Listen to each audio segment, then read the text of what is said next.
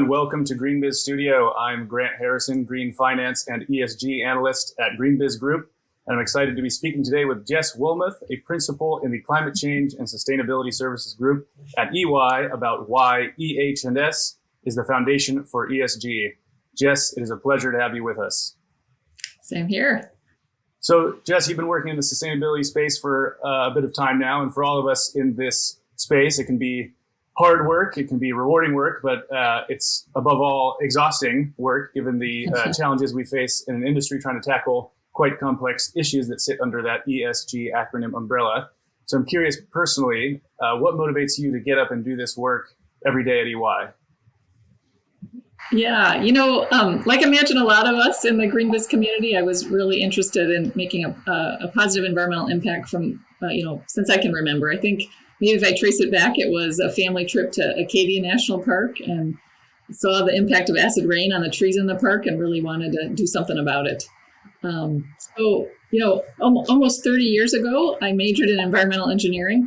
Crazy it's been so long, but really started a career in environmental consulting, working with environmental health and safety departments, which meant things like cleaning up contaminated sites, helping reduce air emissions or reduce contaminated water runoff. And, it felt great making a really tangible impact on the ground. But over time, I really came to realize that operations only gets you so far, that to really make meaningful impact, I wanted to pivot my career towards corporate sustainability, working with executives to understand climate risk, to really build strategies that help support companies driving long-term value in their organizations. But what's so cool about kind of where we are now, like you said, we're really tired, I think is for many of us, but we're also seeing companies make really ambitious goals and commitments. And I feel like my career is kind of coming full circle because now it's time to take action on these bold commitments. And in many cases, that means going back to operations and environmental health and safety functions with a much larger mandate to drive impact and improvement. And Jess, you just mentioned, first of all, thank you for that origin story and leading us through your career path a bit there. And you mentioned two things I want to pick up on. The ambitions need to get bolder, and the commitments and the follow through on those commitments, the time for action, we could say, in this second year of the decisive decade. We both just got back from the GreenBiz event recently, where it's our largest GreenBiz event ever.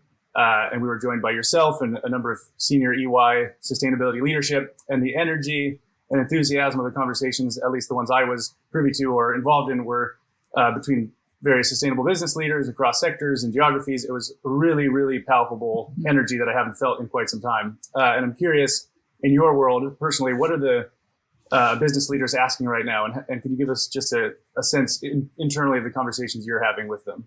Yeah, you bet. At EY, we're really fortunate to work with a number of large organizations that are really committed to ESG and how that drives business value for them. And if I had to kind of lump the three types of questions I hear business leaders and boards even ask, it's, first, the question you said, do we have the right focus and ambition level? Are we getting it right in terms of ambition? Second, really all around the data and controls, so do we have the right data and controls and processes in place so we feel really good about the fact that we're accurately reporting our progress, especially with pending SEC regulations. But then the third question that I personally get really excited about is, now that we've made these bold commitments, how do we make sure we really get this done? And really that question around moving from ambition to action. And this leads to all sorts of fun conversations and really meaty work around, how do you embed ESG goals into EHS, environmental health and safety management systems, or even operational excellence systems, so you can turn that transformational sustainability into just a way of doing business. We also get into, how do you embed sustainability criteria into capital decision making or even mergers and acquisitions by using kind of the due diligence process, but adding on an ESG lens to that. Yeah. And then partly what I get really excited about as an engineer is how do you embed ESG into product design? So instead of thinking about better, faster, cheaper, you're adding green to that. So better, faster, cheaper, greener. And so that's just a normal part of the innovation pipeline for companies. Yeah, and that, going back to what you said a bit earlier, the ESG space is an acronym heavy one for sure. And some of those acronyms are getting whittled out as the logo or the ESG disclosure soup starts to drain a little bit, but let's go back to the other side of that acronym realm with EH and S. And I don't know if everybody in this this chapter of ESG and sustainability is super familiar with the foundation that EH&S has provided for the work we're doing now and how it still fits. So I'm curious for you, why is EH&S so important for ESG strategy and performance? Yeah, it's that environmental health and safety function plays such a critical role because it's what drives ambition to action. And it's the engine of the company that really has competency and familiarity with how to control and manage environmental risks and drive continuous improvement so those ambitious goals can be met. Mm-hmm. It's also super important, too, because of the credibility and foundation it gives ESG programs. So you can think of having a wonderful ESG strategy, program, goals, and then as a company, you have a large spill or, heaven forbid, a fatality, or you cause a wildfire to occur. And that really undermines the credibility of that program. I want to take it back to EY, not to throw another E-led acronym in here, but EY, you're one of the largest professional service networks in the world, and your mission is to build a better working world. What differentiates EY's perspective specifically on this in the market?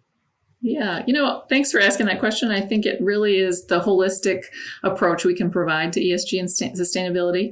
So whether that's, way up at the top, articulating the business case to boards and CEOs around ESG, or developing those strategies, goals, KPIs, and the like, and communicating those to investors and stakeholders, supporting the CFO needs to feel really confident in the quality and integrity of disclosures. But then for me, really thinking about providing practical, tested approaches that embed ESG into operations and into that environmental health and safety function. Great. Thank you so much, Jess. I'm looking forward personally to learning more from and keeping an eye on EY's growing sustainability team and growing ambitions, both growth in numbers, but also in impact. And you've just heard from Jess Wollmuth, Principal in the Climate Change and Sustainability Services Group at EY. Thank you for joining us at GreenBiz Studio today, Jess. Yeah, thank you, Grant. Pleasure to be here.